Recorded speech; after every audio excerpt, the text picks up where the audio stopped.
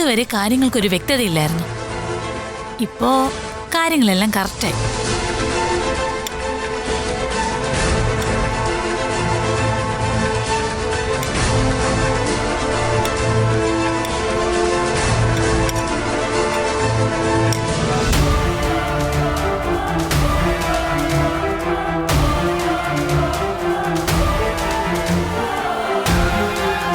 ഭക്ഷണ സമയത്ത് നടന്നതുപോലെ കലാപമൊന്നും നടന്നില്ലെങ്കിൽ ഇതിലേതെങ്കിലും ഒരുത്തം വീഴും. ദൈവം നമ്മുടെ കൂടെ ഉണ്ട്. അതുകൊണ്ടാ ഇത്ര പെട്ടെന്ന് കാര്യങ്ങൾ സാധിക്കുന്നത്.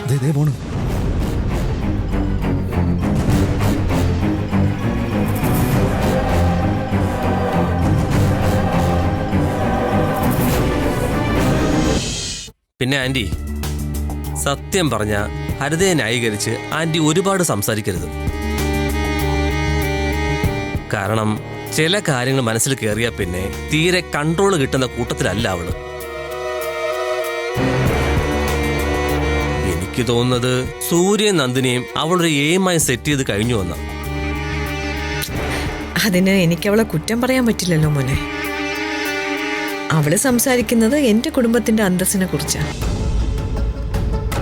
ആന്റി, ഞാൻ പറഞ്ഞേ ഉള്ളൂ. രഞ്ജിത്തെ, കുറച്ചു നേരം ഈ കാര്യം ഒന്ന് സംസാരിക്കാതിരിക്കാൻ പറ്റുമോ? ഡാഡി ആകെ ടെൻഷനില്ല. അല്ലെങ്കിലും എനിക്കിത് സംസാരിക്കാൻ വലിയ താല്പര്യമൊന്നുമില്ല.